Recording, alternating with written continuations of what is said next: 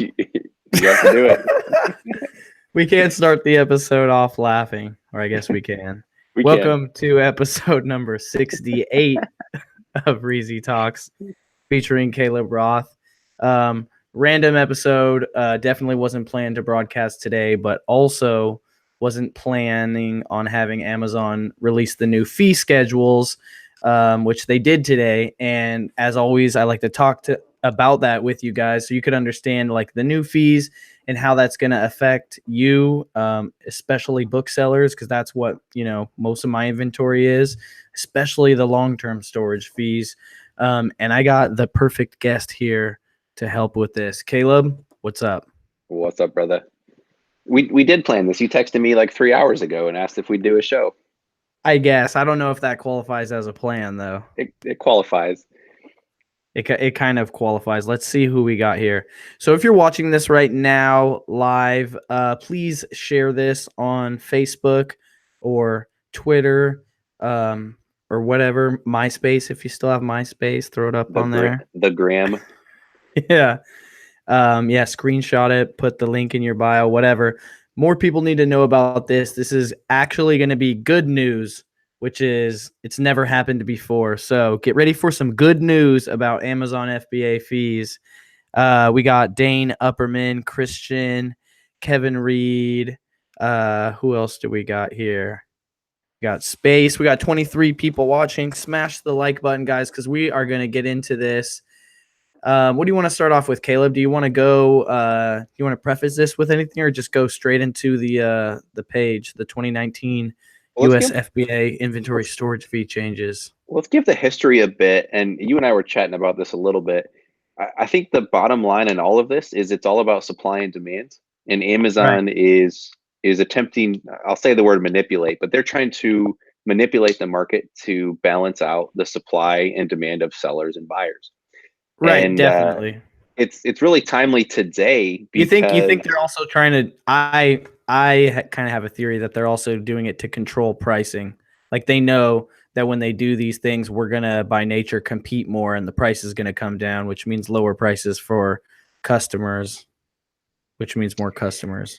Yeah, it's two things. One, Amazon wants to be the everything store, so they need to make sure that there's enough sellers in the game to make sure that there's adequate supply of products for buyers. Because if a buyer goes to Amazon and looks up whatever widget they happen to want to buy at, it's 10 p.m. here on the East Coast, and it's not there, Amazon just lost that customer. So they need to have one of everything. Once they do that, then yes, they do want to be cheaper. That's a huge point. Is there a name for that in business? I was actually talking to my buddy who works at a retail store about this recently. Is there a term for that? Anti-competition? No. Not like, what Amazon, I guess, like what the reason why Amazon want like to be the everything store, because you don't want to miss that customer, because like if a customer comes into your store for something and the interaction isn't right, they're never coming back again. You know what I mean? So it's like, it's not about that one thing that you're selling to them. You know what I mean? It's about the lifetime value of a customer, right? So like certain interactions, they don't care if they're like, they just want to have at least one of everything, because they're not, that 15% they make off our transaction is really not their goal. It's to retain that customer, to continue to make, an ecosystem of transactions off them. Yeah, it's a retention. I think you taught me a new word last time of fungible. So I was hoping you had a great word this time around. I don't think I'm going to be able to pull that off again, brother. That was a good one. Have you read The Long Tail by Chris Anderson? Oh, a really long time ago. Does it have like a really long, book. like a parabola type? Yeah, I think I read that for some reason. I'm pretty sure. I mean, that's why Amazon stood out, because back in the day, 20 years ago, before the internet was really going strong, record stores and movie stores and toy stores could only carry the bestsellers because shelf space was limited, and so they had to do it. Right. The internet took off. The more choice that people have, the more they want to express themselves and be unique and have more choice. So given the choice, people want more choice, I think was the bottom line.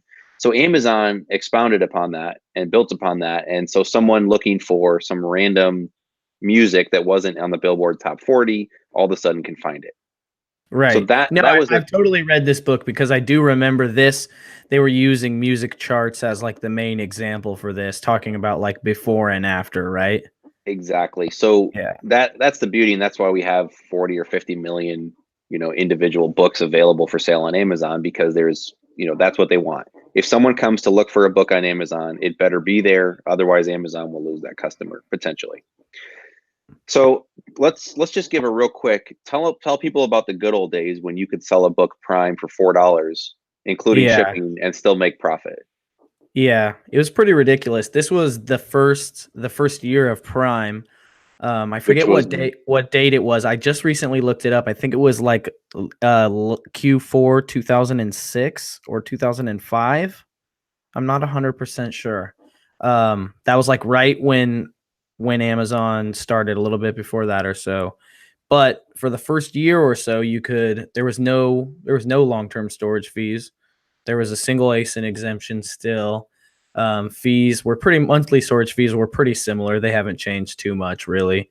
But the catalog was thin as far as the FBA population was concerned. So almost any book you touched, it doesn't matter how worthless it was, 5 seconds before FBA existed. As soon as FBA existed, you could sell it for at least $3.99 and make a penny, because most people would consider that a free book, because otherwise they would have to pay shipping, right? So it was really insane, and that's how I started doing FBA. It was like I didn't like risk sending in my bread and butter.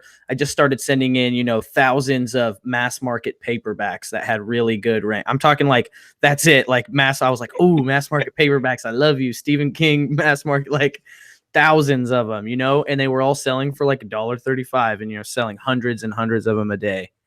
So you would sell a $4 Prime book and you would profit $1.35 after fees. Yeah. And Yeah. I mean, that's like gross profit, not counting paying myself, because I didn't have employees back Yeah. then, Just and also just the not buying the payout, book. But right? Just the payout from Amazon. You sold right, it for yeah. four, they give you $1.35. Yeah, but what would you say a $5 bag full of mass market paperbacks? You know what I mean? That's pretty cheap. Yeah. Well, just the payouts there. Now to get the payout. So that was back, let's call it 2006. Right. So now we're 12 years later. So what happens is Amazon was trying to convince sellers to get into the market and build Yep. up a really good supply of sellers, and specifically Prime sellers. A lot of buyers go, and if they can't find a book Prime, they just assume it doesn't exist. They go, I'm not waiting, 6-7 days to get a book. I'm out. I'm going to go find it elsewhere, or just, I don't need that Right. book. So it was kind of like a loss leader in a way for them, right? Because they just needed to get the catalog populated to fill it up. And if you look at Amazon's financials I haven't looked back that far, but if you just look at their financials, they lose money on Prime shipping every year, even Right. compared to like what they're bringing in. It is a loss leader, because once you're in the Amazon ecosystem, once you're hooked, you're not going anywhere else. Well, it makes sense to me because there's two different sides of the coin. Like, one, they need us to populate the catalog literally because they haven't invented robots that can do what we do. So we're their flesh and blood robots, right? We're autonomous. We think on our own. We Yep. just fill up all the niches, What up, Steve Rakin? Steve Rakin came Raking. through with a massive $1.99 super chat. It's not the Yeah, baby. $2 super chat. It's the $1.99. I love you, How, Steve. how does Raking have time to even be watching videos? He's like cranking out so much content anymore. Dude, he's awesome.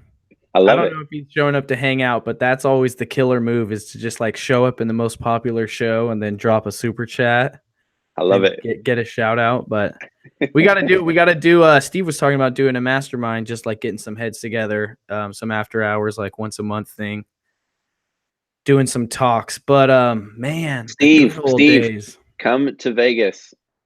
We're When? doing our What's book. Vegas? Reezy, you Oh, should be duh. coming to Vegas March 8 and 9. Yeah. March 8th and We're 9th. we're trying to Yeah. get a venue locked in, but that's what the That's dates just are. so far into the future that I haven't really I wasn't know. I registering that need I right need to now. call your agent and get you on our calendar. But anyway, let's call it 12 years ago. Amazon Right. was, they want to be the everything store. They want to have a good supply of material and a good supply of Prime material. So they made the fees really low to get a lot of Prime sellers like you hooked on Right. sending stuff into Prime. And they lost money, but they knew they were building an audience. They would eventually Right. squeeze out smaller competitors, and Yeah, and they're here they also go. creating all these small to medium to large businesses that are like thriving off their economy and can't exist without them. And, we're suckling their teat. And then, so they could, that's what I was going to say. I kind of got distracted. That's the other end of it, right? Like they need us to populate the catalog, but then once they know they have us by the balls, they can start increasing the fees more and more and more. And that's what I feel like what's happening right now. They're not doing us a favor. They're doing themselves a favor because they're correcting. They went too far. They were too greedy, then they weren't getting the need that they needed filled. You know what I mean? It was a loss leader. Their fees were discounted heavily to try and incentivize us to come in. Don't you feel like they're trying to push us or anybody that can into seller fulfilled prime? As far as the fees go? Greg mentioned this as well. I don't know if that's true or not true. Just because it relieves so much pressure on them, right? It relieves capacity on the warehouse. It makes packages available to customers faster because, they offer different shipping options based on, what zone your customer is in. So some people might see 1-day shipping, you know what I mean? And then they have, the people that drive around and pick packages up from your warehouse, you know what I mean? To the Prime Now drivers or whatever. Yeah, it's the distributed model, the Airbnb or the Uber model, where they've invested all this money in building warehouses and they're still underbuilt. They could still be building tons of them and they're still going to be overfilled, I guess. So yeah, I think they want to move that way, and they are exploring some ways too to try and let bigger warehouses that aren't even Amazon warehouses fulfill items out of there. So very similar, not quite seller fulfilled prime, but they would essentially lease warehouse space and pay them a storage fee. So they're exploring some different avenues just to try and keep up. But what they're doing is the fees were low to try and get sellers in, and we answered the call. Here we are. And then exactly, they said, hey, we weren't making money. It's time we've got them. They're not going anywhere. It's time to raise the fees and see what happens. And we look at this too. The government does it. Not technically the government, but the Federal Reserve, they announced that it's called a monopoly. The interest rate is going up as well. And what's the government trying to do by raising, or what's the Fed trying to do by raising the interest rate? They want me to move to Puerto Rico. Yeah, you should write a tax savings class on it. But the economy is doing well enough.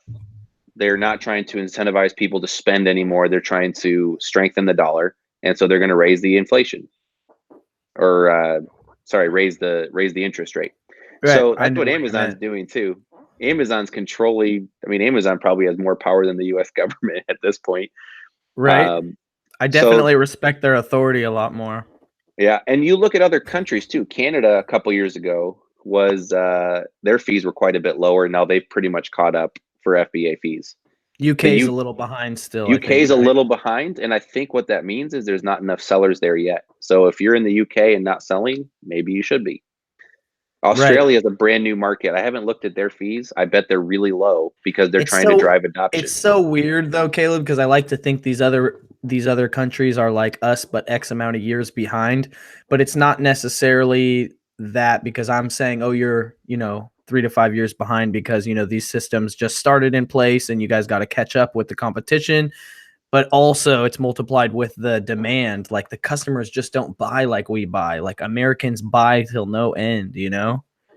And so it's keep up with whoever the Joneses are. Yeah, it's weird, but I firmly believe it'll get there eventually. Like, Amazon's, I was just in Europe. There was Amazon FBA, Amazon billboards everywhere, Amazon Prime. And I don't see that in America so much.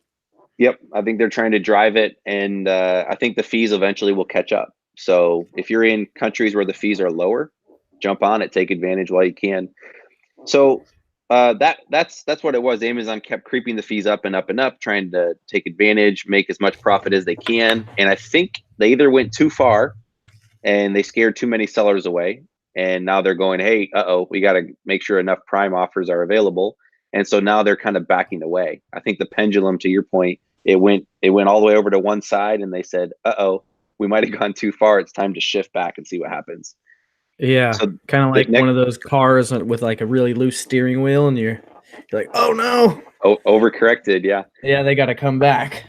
Well, and it's it's a moving target. They're trying to guess, and Amazon usually will do something else negative. So we're all excited today, and I knew the fees were going to change. I thought they'd go up. Real quick before we go any further, I got announced we got a $5 super chat from my boy Richie Hustles. Shout out Richie Hustles. Appreciate that, Richie Hustles. Aaron Lloyd with the dollar super chat. Mr. LaBelle came through and just crashed Steve Rakin's party with the $2.01 super chat. Now what's up, Steve? Boom.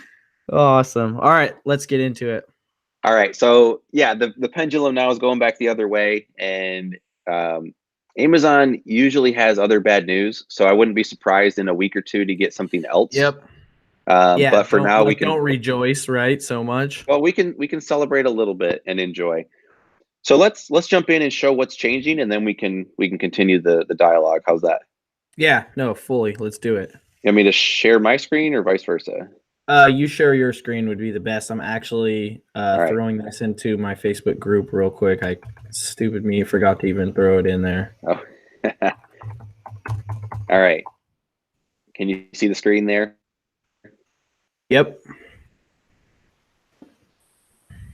Quick, let's go through. So for those of you who don't like looking at talking heads, let's just talk about what's changing, and then we'll show you what that means specifically for media sellers.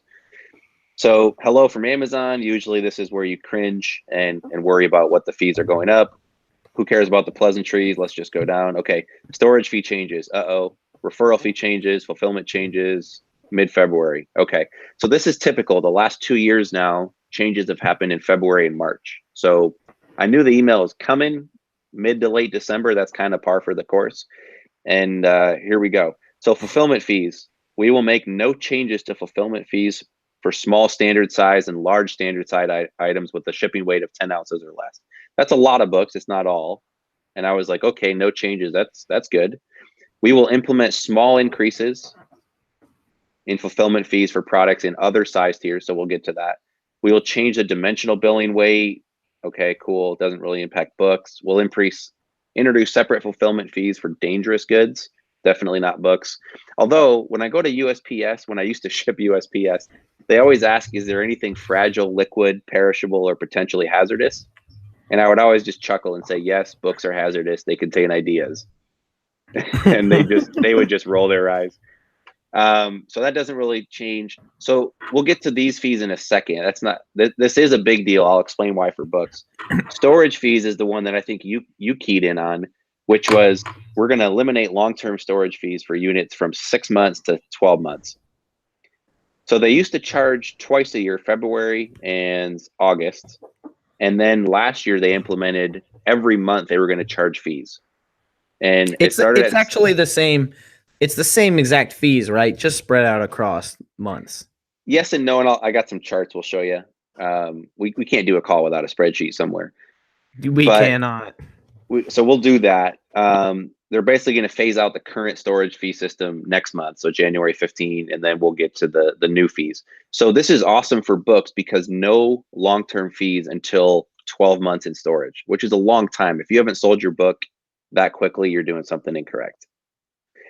The other nice part is they're going to reduce the minimum long-term storage fees after it hits 12 months. It used to be 50 cents a month, which really starts to add up for books.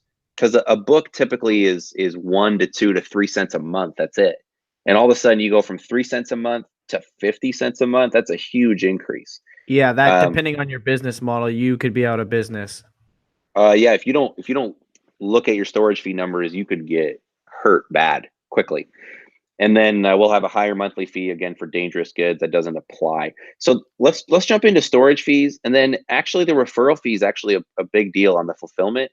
That's pretty cool. And then they actually are reducing some of the other category fees for beauty, health, baby products. It goes from 15% referral fee down to 8% on the cheaper items. And then they're going to do that on grocery as well. So if you're selling smaller items, if you're doing grocery, if you're doing some of those products, that's going to help you. Again, we'll stick mostly to books for the purpose of this conversation. So here is the storage fee. And I've got I originally did this back in 2017 to 18 when the fees were announced and everybody freaked out. Now I've included 19 as well, and I'll probably update the blog. For those of you who don't know, shameless plug, I run a blog at thebookflipper.com. And ever since I got a 9-month-old kid in the house now, and ever since he was born, I haven't really done a lot to the blog, but we're gonna get back at it in 2019.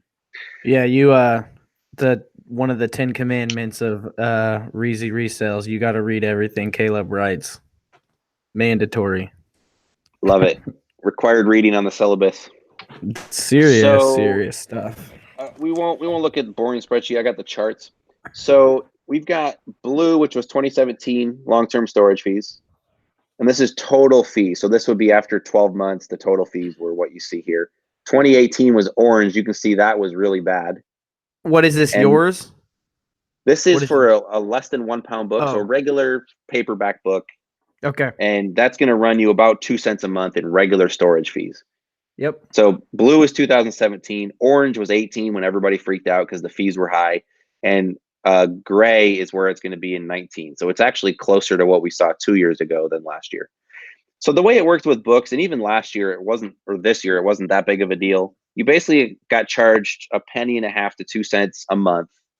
And so the first month it was 2 cents. The second month it was 2 cents, but cumulative it's 3 or 4. And so the fees for the first 6 months are nothing. It costs you 8 to 10 cents to let it sit in storage for 6 months. And 50 to 70% of your books are going to sell within 6 months, assuming you're sourcing reasonable books and pricing them reasonably. So most of your inventory is already gone within 6 months. You didn't really pay that much in fees. Where you got into trouble was you could just send a lot of long tail items in. So again, Amazon wants to be the everything store, and you could send in a lot of inventory, just let it sit. And if one book out of 100 sold every month, it basically paid all the other storage fees and it wasn't a big deal. Well, Amazon got sick of that and said, we're not in the storage business, we're in the selling business. And so they changed the fees and said, at 6 months, we're going to start charging a monthly fee that's a little bit higher than what you were used to before. So that's where the orange was relative to blue. And then in the 12 months fees were going to be 50 cents minimum. So you go from storing a book in 2017 was 58 cents, a regular softcover book with one long-term storage fee charged. So it basically cost you 60 cents to let it sit for a full year if it didn't sell. 2018, it went up to 82 cents. Not as big of a deal. 2019, because they're removing all long-term storage fees, that number gets cut between 50 and 70%. It's going down to 30 cents. So to sit on a book now for a year hardly costs you anything. And remember, you're going to be selling by that point 70 to 80% of your inventory. So this is huge. So to sit on a book now for 12 months, source it at a store, go, yeah, I can make $1 and send it in, which you shouldn't be selling cheap books anyway. But now your fees basically got cut in half from what they were 2 years ago, which is amazing. That is so huge. That's kind of like a bit of the golden era coming back. And I'm really excited. Amazon, I feel like they corrected it so quickly because I was seeing prices come up in the market, you know what I mean? Like of high ranked books that usually have way too much supply, prices were coming up because people were getting out of books because of the new 50 cents a month thing, like large sellers. So this is just such good news. And what they were doing is if you carried a bunch of long tail inventory, 4, 5, 6 million or higher ranks, you were dumping it after 6 months because it didn't sell. You were afraid to start picking up fees, especially after 12 months. Because in 2018, 82 cents to store it for 12 months. Then it was 50 cent minimum per month. And so it went straight through the roof. And if you sat on it for 2 years, it would cost you $7 to sit on a book. Now, if it's $100 book and one buyer is buying it every year, maybe it's still worth the risk, but it really starts to add up. That doesn't really scale though. That's kind of unscalable. No, if you want to have 1,000 of those, you got to have a pretty good bankroll just to roll the dice. So let's look at the 2-year scale out on the other colors. Yeah. So the way it used to work was you paid the regular fees. So we'll look at blue. Let's go back to 2017. You paid regular fees, and then you got basically a long-term storage fee that was probably 30 cents, give or take. And then you paid regular fees. Then you got a 12-month storage fee, which was more. It looks like it went from 60 to $1.15. So it was about 55 cents, which is expensive. And then it rode for another 6 months at 2 cents a month. And then you got another, whatever that was, 60-cent fee again. And then it rode again. So that was kind of the old system. So we'd see the market get cleaned out in February. and August as people dumped inventory to avoid these big fees. But after 2 years, you paid $1.84. Again, it sounds like a big number to be sitting on inventory, but most of your inventory sold, and this should only be really expensive, high-ranked books that are just waiting for one buyer to come along. Right. $1.84 is completely reasonable because anything you would, I mean, 7 to me sounds like a fairy tale, but $1.84 because you said, most books should sell in less than 1 year. I think there's some that, like you said, one seller a year or one buyer a year, and you Yeah. miss that buyer, you know what I mean? So it might Now take you got to wait again. Yep. Right. So I just feel like now we got a nice grace period, right? Like you're good. Yeah, so 2017 was $1.84. 2018 with the 50-cent minimum was $7. So that was just insane. Now within the first year, it wasn't that great of a differential. It went from 58 cents to 82. But Right. that's a big enough number. That's an extra quarter Yeah, per well, book, look which at the angle of the graph. It's like not even realistic. Like if you're listening to no. this, you can't see it, but the two colors, the previous years, they kind of like mingle and they go on like a 10-degree angle or 15-degree angle or something. I don't know, over to Yep. the And this and then just the 45 degree. 2018 is a 45-degree angle to hell, and it's literally just a big speed bump telling you to stop. Like it's a knife. They're just trying to cut you, right? Like they made Yeah. it so you can't survive. And so 2018 now, there's no long-term storage fees from 6 to 12 months. So that's why the gray line here is the best at 12 months of all three.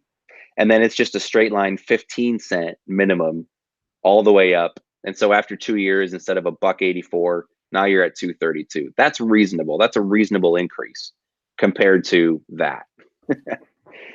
So that's a typical book. I also ran this with like an extreme book, which is an 8-pound book. Less than a 0.5% of all books are going to be in this category, but just a monster like a chemistry book or, a giant textbook. To run this through again after 12 months now, you can see the fee went from 2.14 in 2017 to a little over $3 in 2018 to now under $1 with the new fees. It's So that's beautiful. if you're sitting on textbooks again. If you sit on a textbook for 12 months, that means you had 2 textbook seasons at least to sell Right. it, and you did something wrong by not moving it, or the market's not there. So you may just want to dump it anyway, because now the storage fees are based on cubic volume, and that book is much bigger and taking up more shelf space. So Amazon it's not the 15-cent minimum. You're going to pay a good chunk of coin, looks like 70 to 80 cents a month to sit on it. And so the fees are still going to go up. You see the orange, which was 18, and Right. gray still mirror each other. And so that heavy textbook in 2017 cost you $8 to sit on it for 2 years. 2018, this year, cost you $13, nearly twice. And 2019, it's going back down a little bit. But again, the beauty is on textbooks, especially really heavy books, you should not be sitting on it for more than 12 months. So the fees went down. They're a little more reasonable. Again, the pendulum swung all the way up really high. Now it's come back a little bit. But the real benefit is you can sit on textbooks for 12 months now and not worry about it. What is the size of this textbook in this example? This is an 8-pound textbook, which is extremely rare. Okay. There are very few books that weigh that much. Most textbooks are 3 to 5 pounds. Right. So this could be like, a smaller set, maybe it's two textbooks. Yeah, it could be a small set. I forget which one I used for I think probably a chemistry book or something. I pulled a real example. That sounds like something you do. Shout out to Clutter Guy for the $10 super chat. Really appreciate it. If you guys are watching this and you appreciate the insight that Caleb is dropping right now regarding the new fees, especially all the graphs and everything, it really just opens it up for us. Please smash the like button. There's 200 people watching and there's only 45 likes. So let's get that corrected. Yeah, guys, we normally give you bad news, so this is good news. So please respond favorably. It's kind of weird, right? I'd like Caleb said, like, where's the catch? You know what I mean? The other foot's got to drop. But so storage fees, bottom line, again, people always look at 2 years out, and this past year was ridiculous. But at 12 months, it wasn't as big of a deal. but now we just went from 82 cents to 32 cents. So we're going to save over 50% on regular So why books. was the previous graph on the 8-pound scale going so 45 degree ish? Is the monthly fee weight based? So the monthly fee is I cubic thought it was volume based. volume. It's Okay. cubic volume, but an 8-pound book has more volume unless it's made of gold than a smaller book. Right. So on the smaller book example, the monthly storage fee looks like it was 2 cents normally, and then over the Q4 when it goes up, it was 6 cents a month. Right. And then with the new fees, let me see what I'm looking at. It was, Someone called you the spreadsheet god. I wouldn't go that far.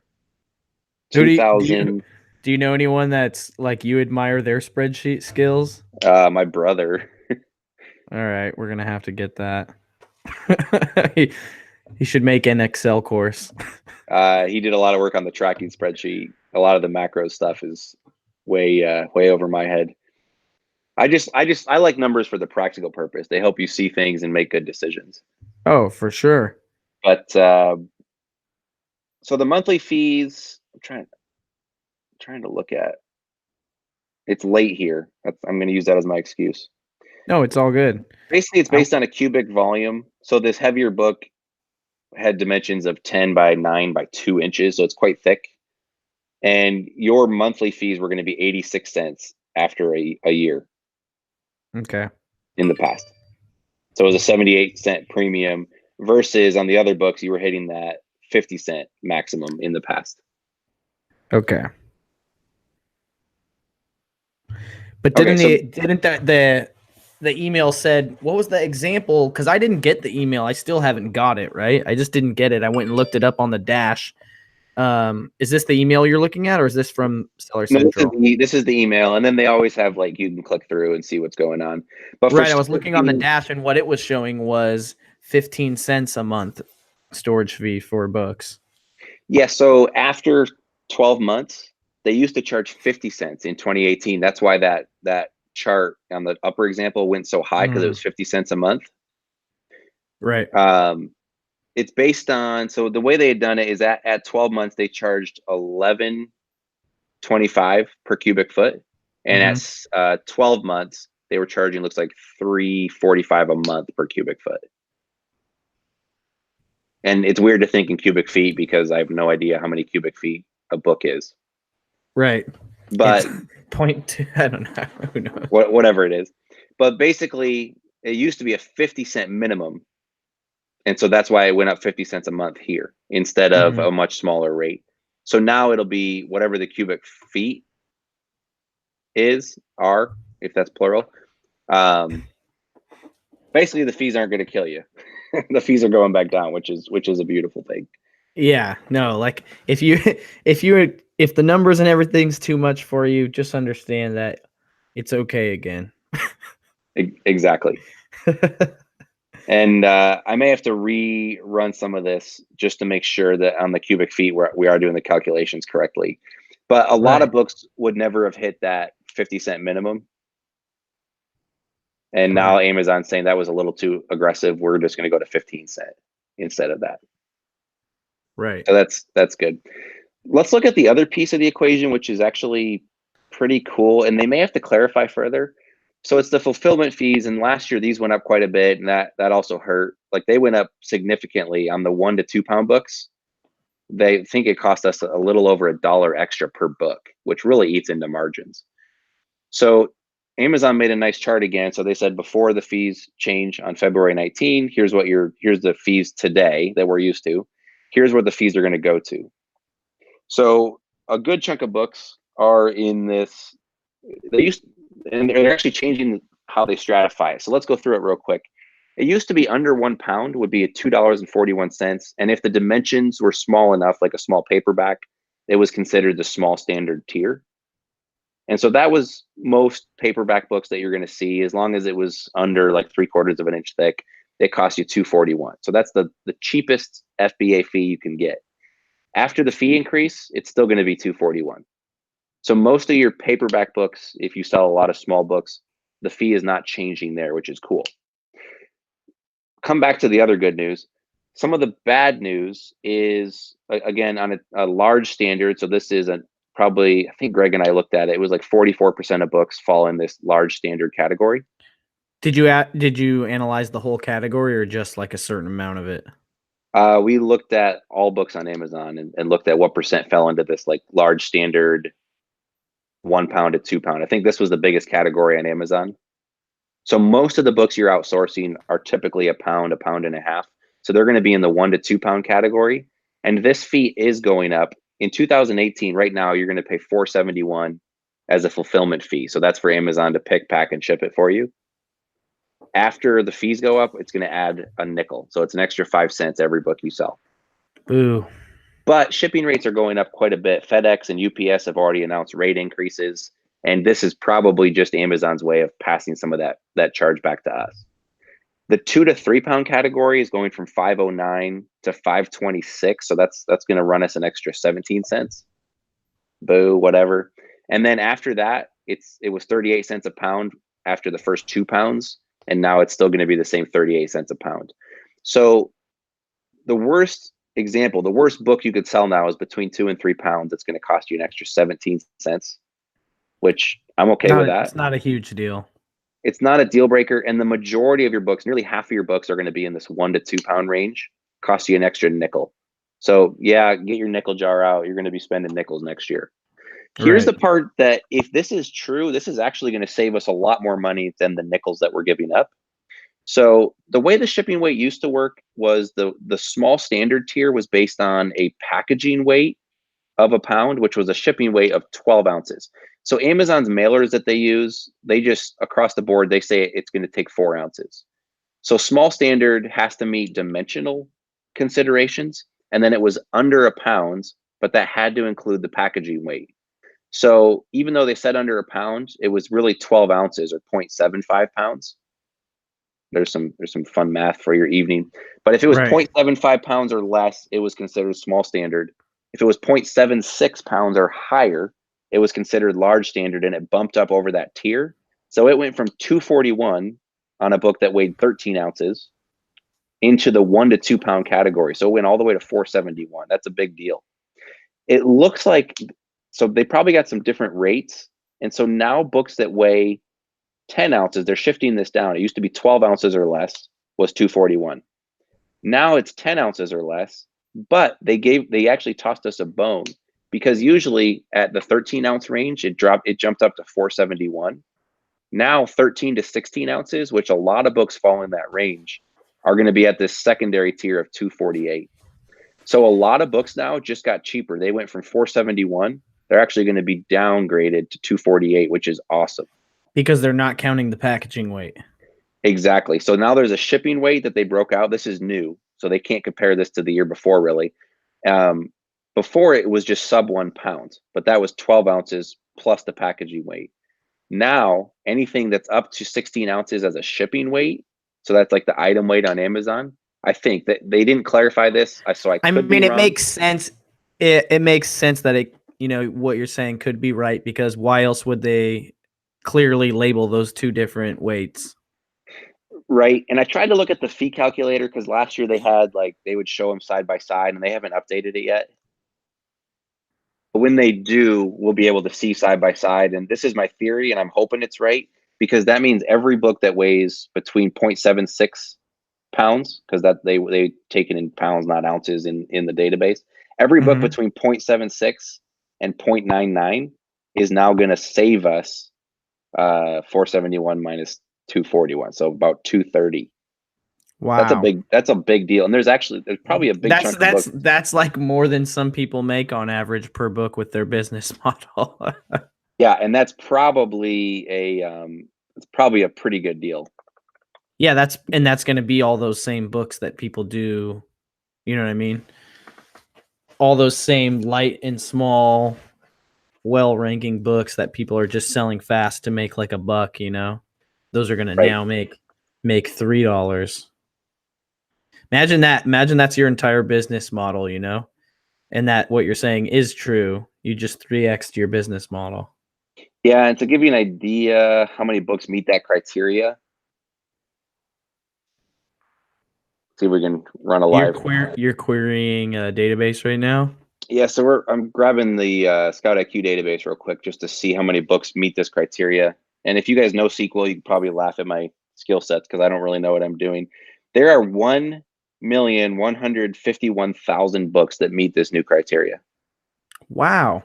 So there's over, let's call it 1.2 million books that were getting upcharged, that were between 12 and 16 ounces in the past, that we're going to save you, that we're going to cost you an extra $2.30, and you're now going to save $2.30 on 1.2 million books.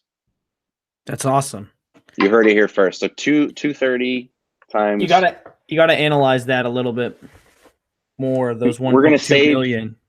That's a lot of books. What is it? 5% of the catalog? No. 50 million, right? Well, so it's like the actual catalog. There's only like 22 million books with a rank. Right. So 1.15 divided by 22 million. I did that too many times. Or no, it's going to be all of them, right? Or is your database only have the 22 million? It's about 5% of the books now. You're going to save $2 on. All right. Awesome.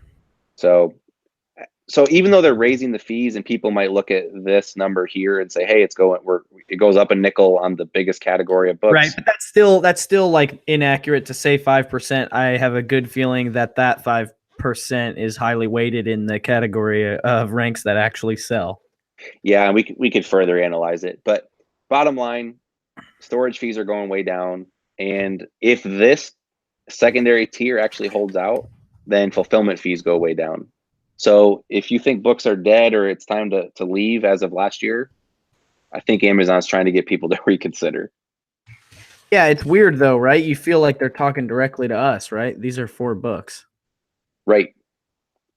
So, at any rate, we'll stop nerding out. That's the bottom line right now, is that storage fees are way down and fulfillment costs are up in some categories, but I think overall it's going to be a net gain for us as sellers.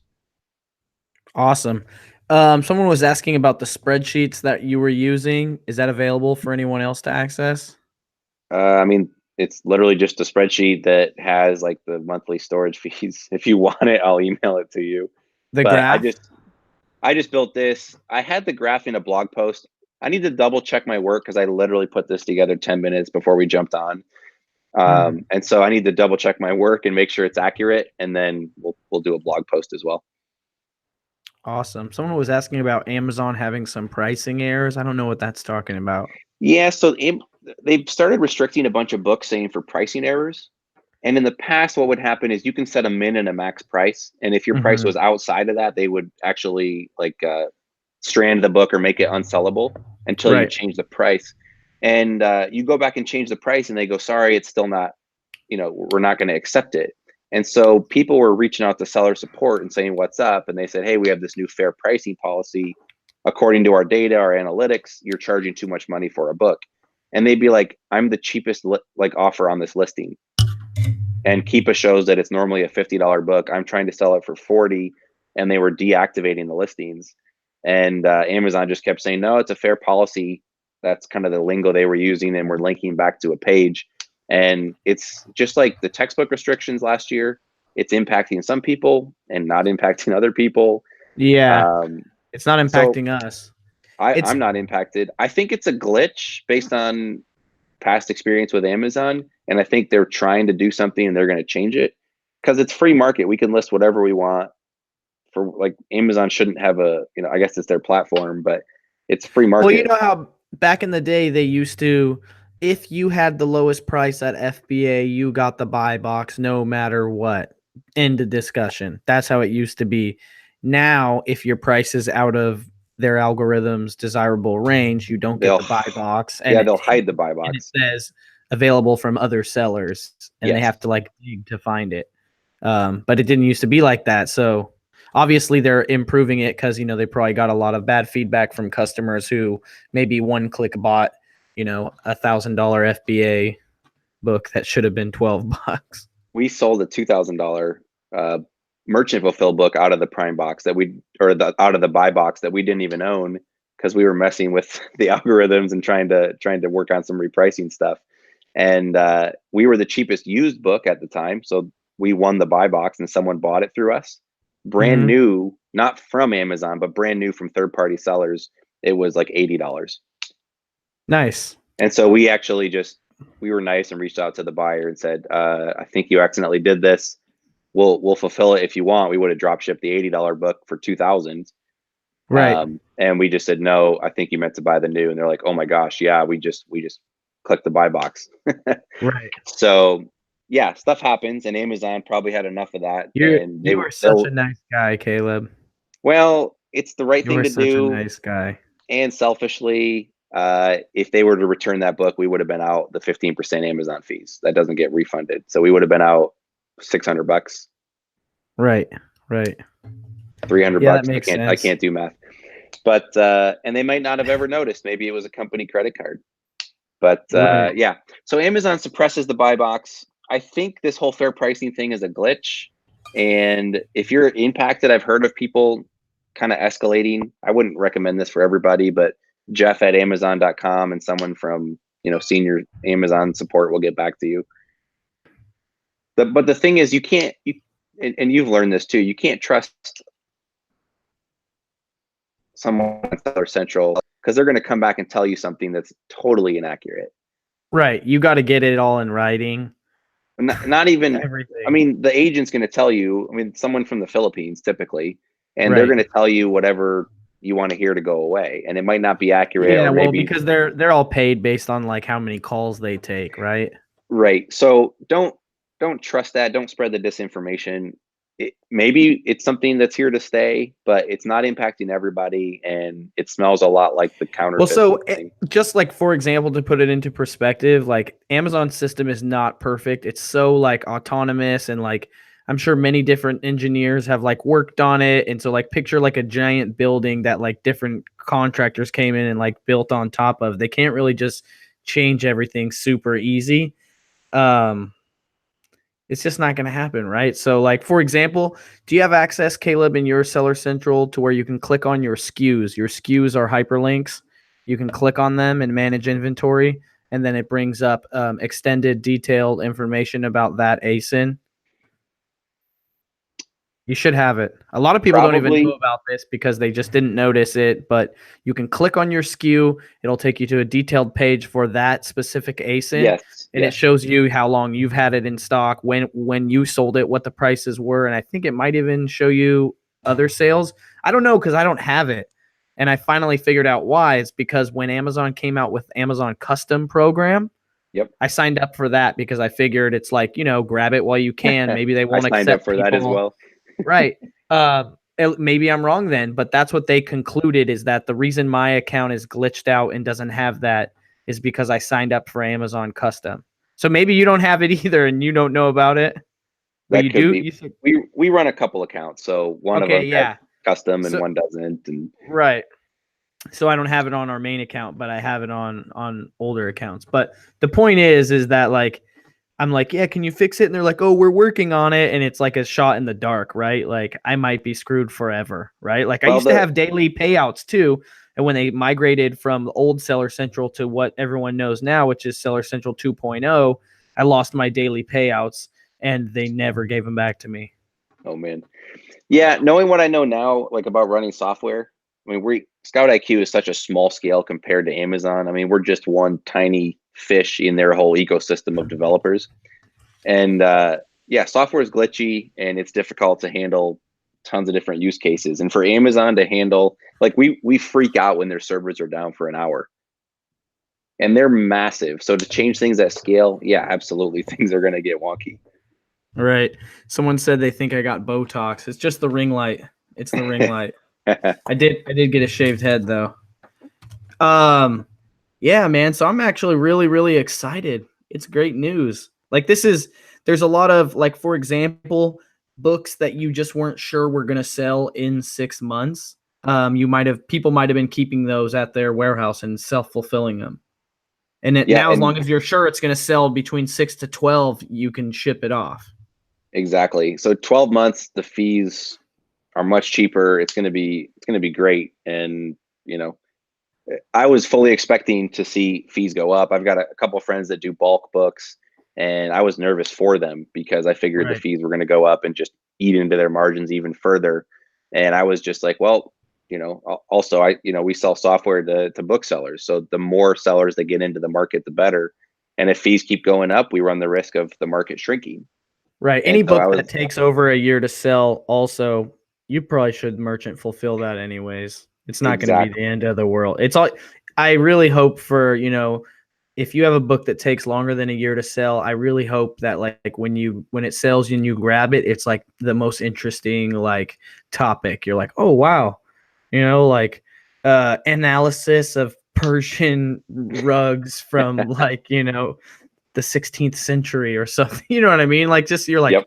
something where when you sell it, you like kind of flip the pages a little bit, and get lost for a second and go, oh yeah, wait, I gotta ship this. Yep. At least I do. I like reading. Not all And booksellers read, I guess. and the weirder the book is, the better.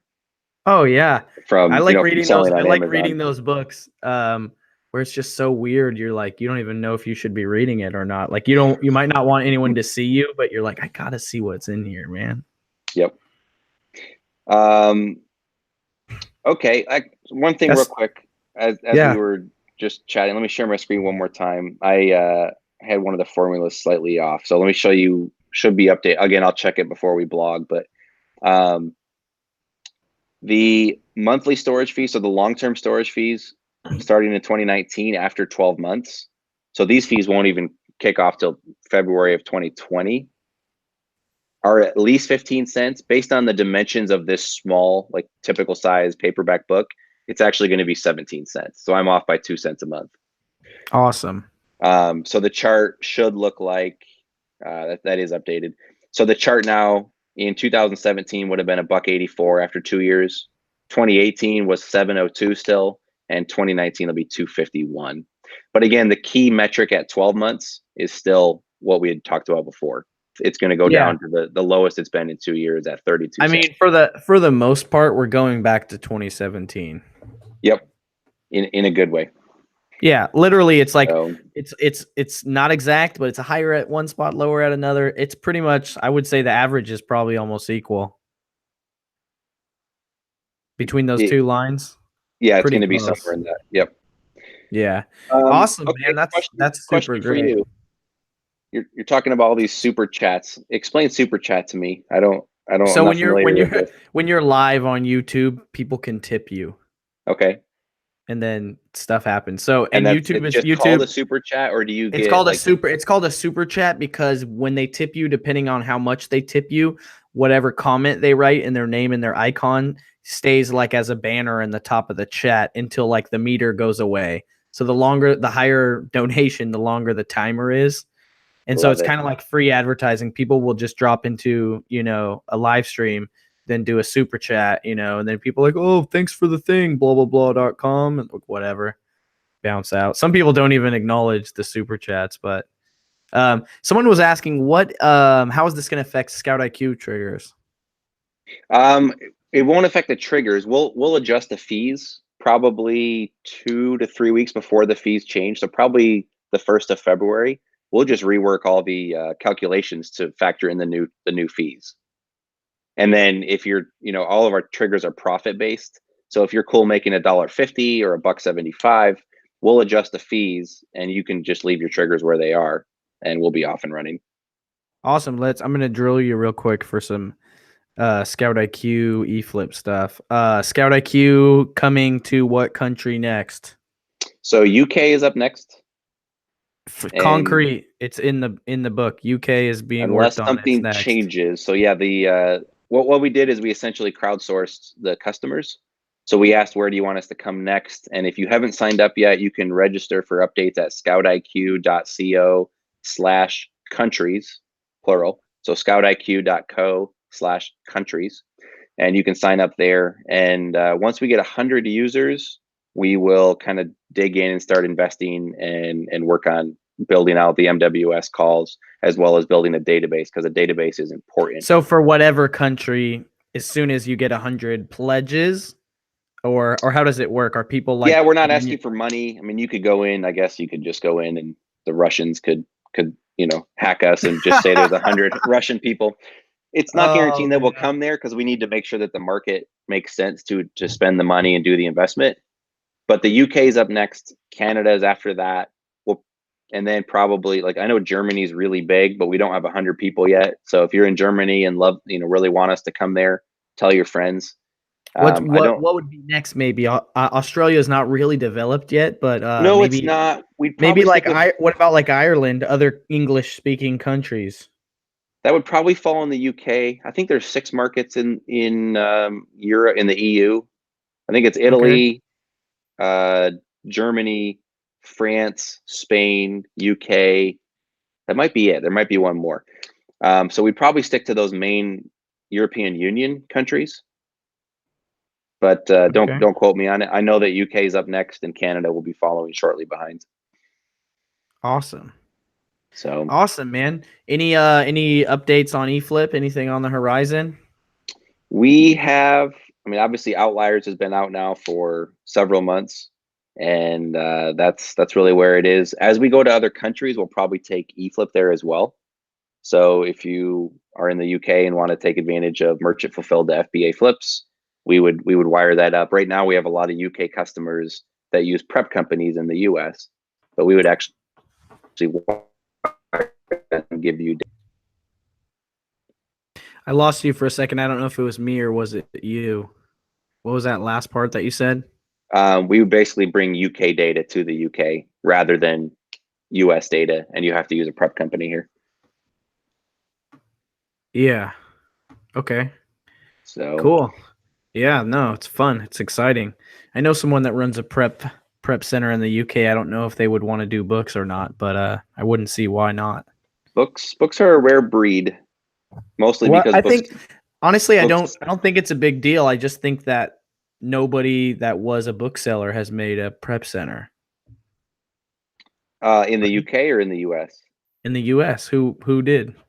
So there's a guy in Dayton, Ohio. I think it's FBA Books Prep. Casey, I think, is his name. He runs a prep company for books. He's maxed out. I don't think he's taking new clients. Texas Prep Pack and Ship has come and gone. They're out of business. There's several other companies that will do books, but a lot of companies start doing books and either don't charge enough, or more often what happens is what would you say is a reasonable charge?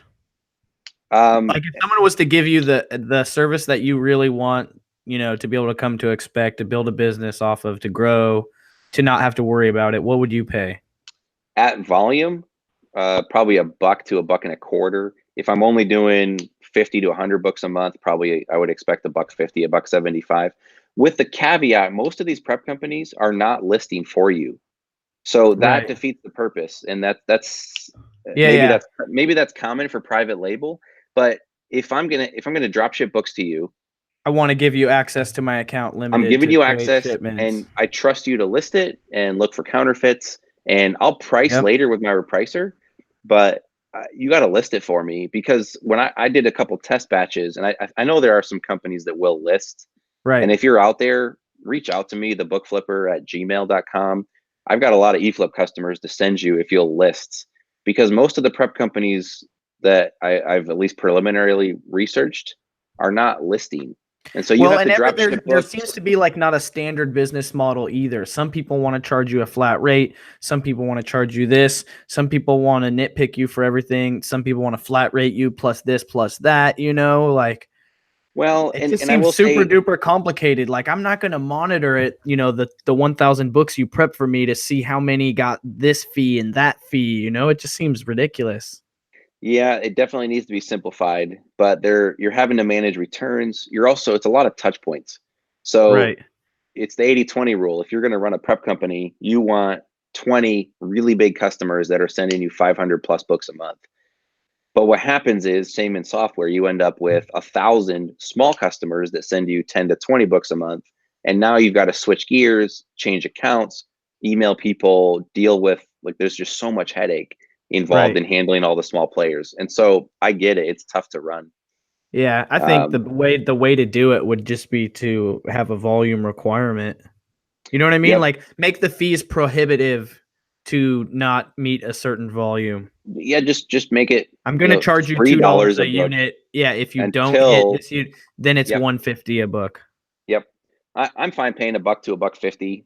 I think some prep companies go in and try and I do think like 80 really cents, that's but for if you're an American that's here and you're willing to pay that, like it could even be, depending on how good the service is, it could be even more for different stuff. Like I think about how awesome a prep facility is for someone who lives outside of the country. You know what I mean? yeah, it's a Or necessity at someone that that point. doesn't even have the ability to like move around and do things. You know what I mean? Like Yep. it's just insane. It's insane. Yep. But we live in a crazy era. Like you don't have to be physically present in one location. So we just got food delivery services where I live because I live by the coast in a surf town, so we're always late for everything. We just got DoorDash and Uber Eats, and Love it's it. ridiculous. You can get food delivered for like no more than $5 from anywhere in town in like 40 minutes. It's like, why would you ever go anywhere? Like even if you want like We're Olive Garden, you know, we're like just they'll go get it for you. we're gonna create a society where you wake up, you go sit in your easy chair, kick your footrest up, and Amazon drones are gonna open the front door for you and drop whatever you ordered into your lap. Food's Right. gonna drop off. You're never gonna stand up. We won't even need bones anymore because we don't have to walk or move anywhere. Mm-hmm. Uber Your will show cars, up and your shuttle you. It'll self-drive no, you no, wherever no, you need no. to go. Well, maybe if you're lucky enough to own a car, Right. it will drive around and make money for you, driving other people around while you're at home sitting in your easy Yeah, chair. land and real estate used to be the mark of royalty. Now it's if you own a car. Oh my gosh, Dude, you own a you'll probably get vehicle. a kick. You'll probably get a kick out of this. I realize we're kind of going on a tangent, guys, but it's mostly because we basically covered the subject. But so I'm eating dinner at this Italian restaurant a week ago or a couple weeks ago, and it's I've never been there, but it's been there forever, longer than I've lived here, and I've been born and raised in this town. The reason I've never been there is because the location is like on this corner at the end of the road, or like where you're turning around a pond. So like when you go around, like you see it, but you're already going. You know what I mean? There's no Yep. reason to park where it's at to go there. So I finally went there on a recommendation, and it was amazing. Most authentic, like Italian, great food, like mom and pop. They barely speak English.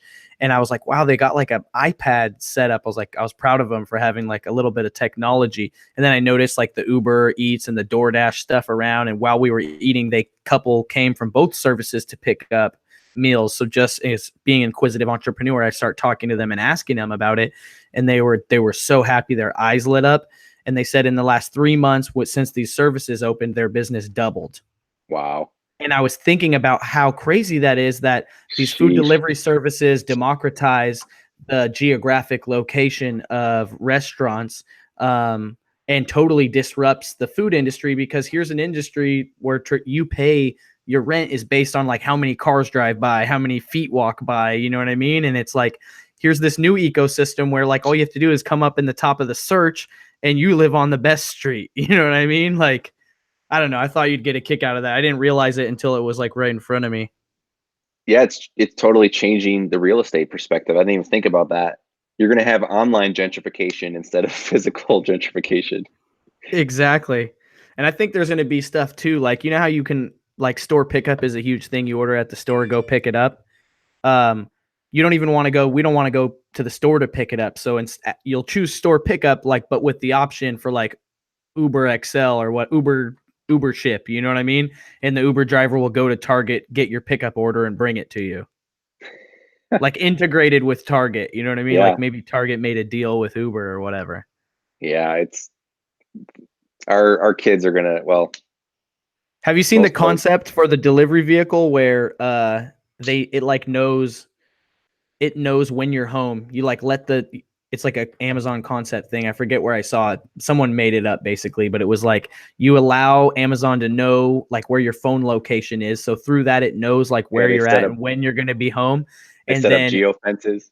right, and it automatically, a driverless car, like a van type thing, drives up, and then like your phone vibrates and goes, your package is outside. You go outside, you know what I mean? It face recognizes you, or like your phone's presence, QR code off your phone, and then the door opens and you get your package. That's great until, my Amazon credit card and my Amazon car and everything else, and I forget to pay a bill, and then they show up and throw me in Amazon prison somewhere Have because you they seen know they got exactly where I am. self-driving?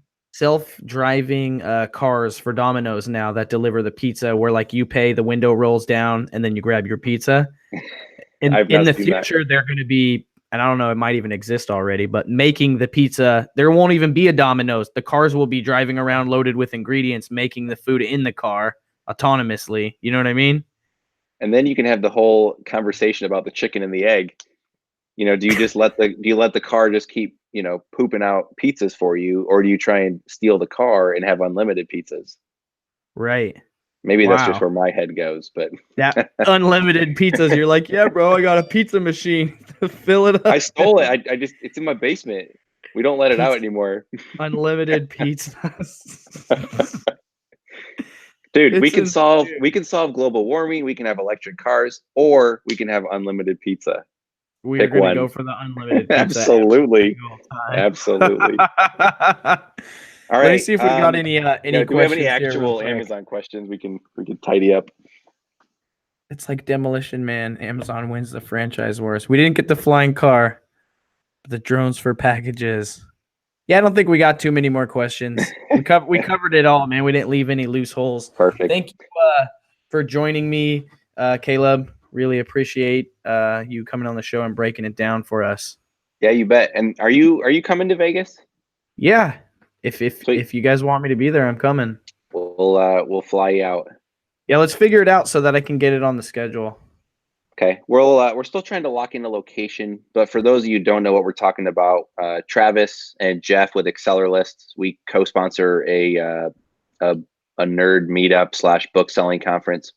We had 30 people, I think about 35, 37, Are we including doing the same speakers. format? We're going to try and do slightly bigger. We kind of capped out at 30 because we crashed an Airbnb and just everybody hung out in their living room for the conference. And this was I think you had some drone footage of it. It was a pretty killer Airbnb, but we weren't really supposed to host meetings there. So we were, Right. flying under the radar. We're going to try and do a bigger meetup because Vegas is such a draw. So we'll probably try and get a venue that can handle 50 to 75 people. We want to do some breakout groups and have some smaller groups as well. So we don't want 200 people there. And Reezy will be there. I don't know if Greg will be coming. David Chung is a bulk seller in Denver. My business partner Matthew will be there. Travis and Jeff with Acceler Lists, and we'll try and get a few other names. Rakin, if you're still watching, love to have you come out as well. So we'll try and get a bunch of sellers, and that'd be maybe Charles Leslie as well. So Awesome. we'll put together our all-star list, and it was kind of fun. Avery Martin and Andrew Gong were two of the guys at the conference. Yep. And Avery's in Tennessee and Andrew's West Coast somewhere. And they met up and actually spent like 10 days together driving around the Northeast, buying books. And they actually hung out with like two other people from the conference along the way. So it was pretty cool to see, like, the book selling community is like, the e-commerce community is awesome, but the book selling community is extremely like gracious and like hospitable, and it's awesome to see that connection. So if you haven't been out and met anybody in person, it's a really fun time. You'll grow your book business for sure, but you'll also just make some really cool connections. Yeah, definitely. So No, like, it's all about the connections, man. If you're one of those people that thinks conferences are a waste of money or whatever, something small like this is a good one because it's not expensive. But I promise you, they're not a waste of money. I always tell people, I'm like, if you learn anything, like, that's a bonus, which sounds counterintuitive because most people think, oh, I'm going there to learn, I'm going to sit in the front row the whole time, the reality is you might learn a lot more, and you do oftentimes, in the back, or in the hallway or whatever, but the people you meet, the conversations you have, literally you could meet the person that's going to introduce you to the person or the scenario where you're going to make your next million. So it's pretty easily. ridiculous. And you'll remember one or two nuggets as a speaker at some of these events. It's like you put a lot of pressure on yourself. I have to come up with the best material because people are paying to be there. And in reality, they're gonna remember one thing you said, maybe, and it might not even be what you said. It's some other speaker, and then the rest of it is networking. And Yep. they're fun, and it's Vegas, so you can't go too wrong. Definitely. Well, I'm glad to have you, Caleb. Thank you very much. If you're listening to this right now on the podcast, Thank you for listening. Please give me a 5-star review, drop a comment on there. And if you have a small business or Amazon software service business that would like to advertise on the podcast, please give me an email, reezyresells@gmail.com with the subject line advertising. As always, if you ain't flipping, you slipping. Have a good night, guys.